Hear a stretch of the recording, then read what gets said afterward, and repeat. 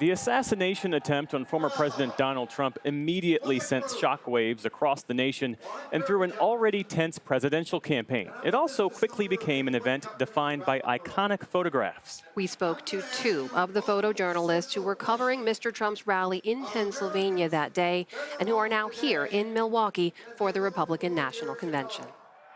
And you know, that's a little bit old, that chart. That chart's a couple of months old. I had my lens trained on the stage, and over my left shoulder, I heard several pops. And I knew right away it was gunfire. So I ran to the stage, and I pulled my wide-angle lens out, and I started photographing. I just really tried hard to just keep on taking pictures, in between saying, oh my God, oh my God.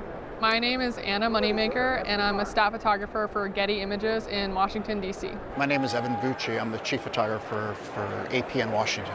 My thought when the gunfire started is that this is going to be one of the biggest news stories in American history. And I have the responsibility to cover it. The entire time I'm thinking, okay, slow down, think, compose. What are you doing? Where are you going? What's the light? What's your composition? Think.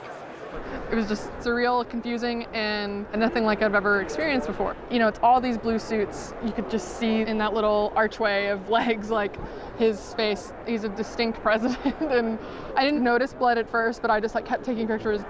I'm thinking, okay, where is he going to go next? What's going to happen? How is the Secret Service going to get him out of here? As the former president started to stand up, I ran for the front of the stage, and then he was sort of fighting with the Secret Service a little bit to start pumping his fist to the crowd, and I started making frames there. And then I knew that he was going to go down the steps and into a waiting vehicle. So I ran to the steps as quickly as I could, and I started framing up what I thought was going to work. I always say the curse of the still photographer is that you never have a second chance.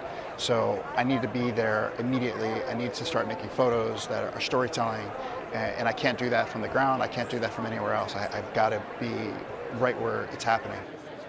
I was covering politics during the pandemic. I thought that was the biggest thing I'd ever cover. Then I was at the Capitol when January 6th happened, and I thought that was the biggest thing I would ever cover.